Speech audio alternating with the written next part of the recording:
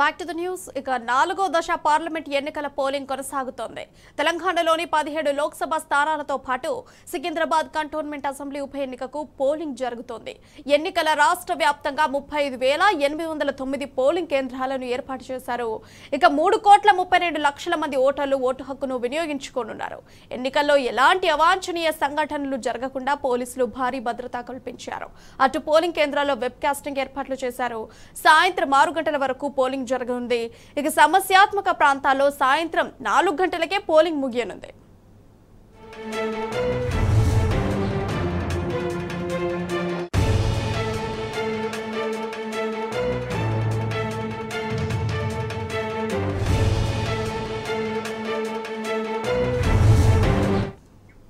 ఇక పోలింగ్ సంబంధించి మరింత సమాచారం మా ప్రతినిధి శేఖరాచార్య అందిస్తారు.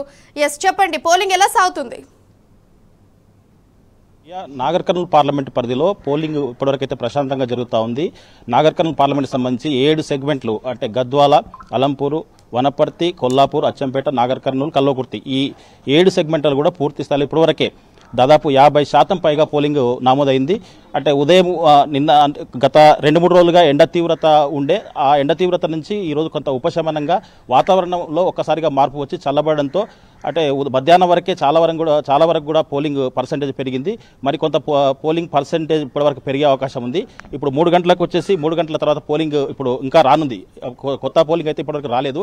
దీనికి సంబంధించి 3 గంటల తర్వాత 3:30 ప్రాంతంలో మరింత పోలింగ్ పర్సెంటేజ్ ఎంత ఎగ్జాక్ట్గా వస్తుంది. దీనికి సంబంధించి ఇప్పటికే అభ్యర్థులు కూడా పూర్తి స్థాయిలో పలు పోలింగ్ కేంద్రాలను సందర్శిస్తూ ఉన్నారు.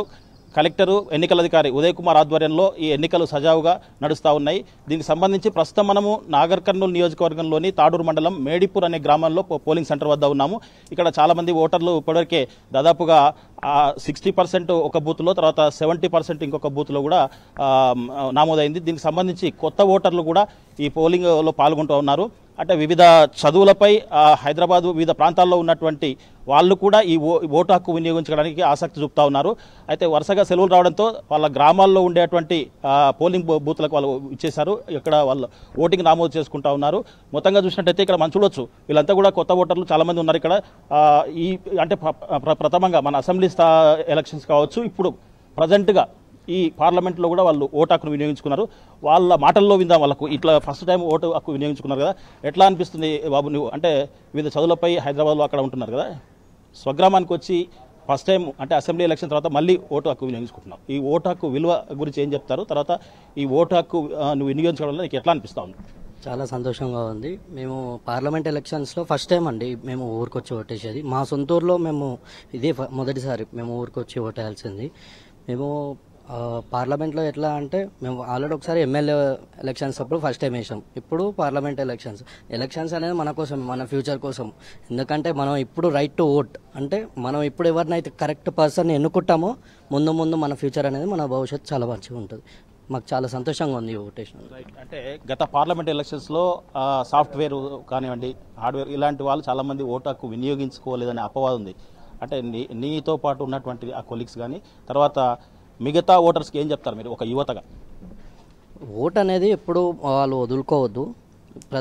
ప్రతిసారి ఓటు వచ్చినప్పుడు మాకెందుకులే అని అనుకుంటారు, కానీ ప్రతి ఒక్కరు ఓటు వినియోగించుకోవాలి. ఎందుకంటే ఇప్పుడు కొత్త ఐటీ హబ్స్ కానీ అవి కానీ ఐటీ టెక్నాలజీ పరంగా చేస్తున్నాం కాబట్టి సో ఓట్ అనేది నిలిపించుకోవాలి పక్క right vote. First time vote వేసినావు కదా, ఎట్లా అనిపిస్తుంది ఫీలింగ్? చాలా హ్యాపీగా ఉందండి. ఫస్ట్ టైం ఓట్ వేసినందుకు, పార్లమెంట్ ఎలక్షన్స్లో పార్టిసిపేట్ చేసినందుకు హ్యాపీగా ఉందా?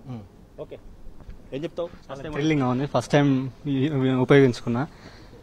ఏ హడావి లేకుండా చాలా దాన్ని ఏమంటారు, ఎలాంటి గందరగోళం లేకుండా జరుగుతుంది. నేను నా ఓటు యూటిలైజ్ చేసుకున్నాను. చాలా మంది యూటిలైజ్ చేసుకున్నారు. యూటిలైజ్ చేసుకున్న వాళ్ళు ఉంటే వచ్చి యూటిలైజ్ చేసుకోండి. ఓటు చాలా ఇంపార్టెంట్. రైట్. ఇక్కడ అంటే ఫస్ట్ టైం ఓటు వినియోగించుకున్నావు. ఇక్కడ ఏర్పాటు ఎట్లా ఉన్నాయి? అంటే ఒక్కొక్కసారి ఎలక్షన్ అనగానే చాలా రద్దీ ఉంటుంది, వెయిట్ చేయాల్సి వస్తుంది అనిపిస్తుంది. ఇక్కడ ఏర్పాటు ఎట్లా ఉన్నాయి? ఇక్కడ అన్ని నార్మల్గా మార్నింగ్ నుంచి వరకు అందరు చాలా చక్కగా ఓటేసేసి వెళ్ళిపోయారు. ఫస్ట్ టైం ఓటేసినందుకు థ్రిల్లింగ్ ఉంది. ఫస్ట్ ఆఫ్ ఆల్ ఇంతకుముందు దానికి ఒకసారి వేసినాం, ఇప్పుడు ఒకసారి వేసేసినాం. మన లీడర్ని మనమే ఎన్నుకోవాలి. ఫస్ట్ ఆఫ్ ఆల్ అందరూ బయటికి వచ్చి పక్కా ఓటేయాలి.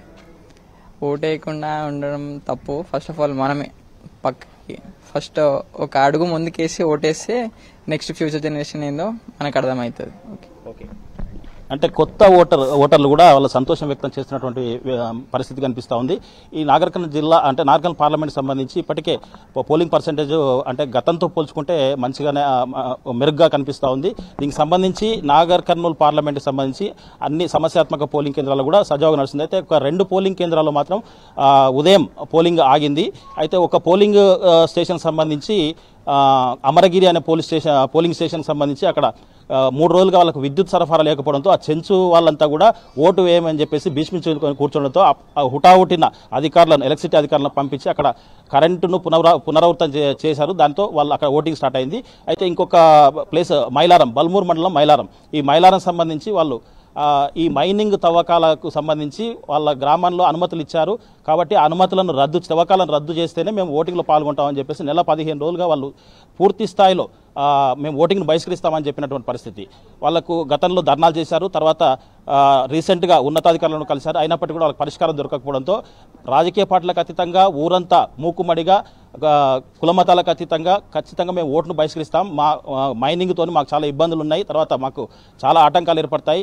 మా మూగజీవాలు చనిపోతాయి. తర్వాత మాకు ఆరోగ్యాలు ఖరాబ్ అవుతాయని చెప్పేసి వాళ్ళు ఎట్టి పరిస్థితుల్లో మైనింగ్కు పూర్తి అధికారికంగా తవ్వకాలు రద్దు చేస్తామని మాకు ప్రకటిస్తేనే మేము ఓట్లో పాల్గొంటామని చెప్పేసి ఇప్పటి వరకు కూడా 7 గంటలకు ఉదయం ప్రారంభమైనటువంటి పోలింగ్ ఇప్పటి వరకు దాదాపు మూడు కావాల్సింది. ఇప్పటి వరకు కూడా వాళ్ళు ఏ ఒక్కరు కూడా పోలింగ్లో పాల్గొనలేదు. తర్వాత ఆ పోలింగ్ సెంటర్లోకి ఏజెంట్లు కూడా ఎవరు కూడా వెళ్ళలేదు. అంటే పూర్తి స్థాయిలో ఆ గ్రామంలో ఓటింగ్ను బహిష్కరించిన పరిస్థితి. ఈ నేపథ్యంలో ఆ ఒక పోలింగ్ స్టేషన్ మినహాయిస్తే మిగతా పోలింగ్ స్టేషన్లన్నీ కూడా ప్రశాంతంగా నడుస్తూ ఉన్నాయి.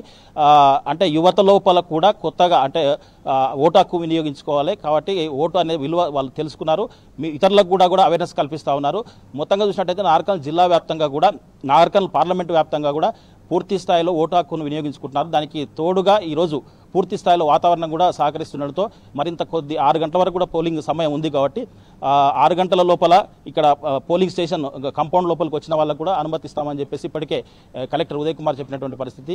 ఏదేమైనప్పటికీ కూడా ఎవరు కూడా ప్రలోభాలకు గురి కాకుండా భయభ్రాంతులకు లోను కాకుండా నిష్పక్షపాతంగా తమకు నచ్చిన నాయకునికి ఓటు వేసుకునే హక్కు ఉంటుంది కాబట్టి వాళ్ళంతా కూడా ప్రశాంతమైనటువంటి వాతావరణంలో ఓటు హక్కు వినియోగించుకున్న పరిస్థితి నార్కన్లో కనిపిస్తూ ఉంది. ఇది ఇక్కడ నార్కన్లో పార్లమెంట్లో తాజా పరిస్థితి. Vote studio Priya. Right, thank you.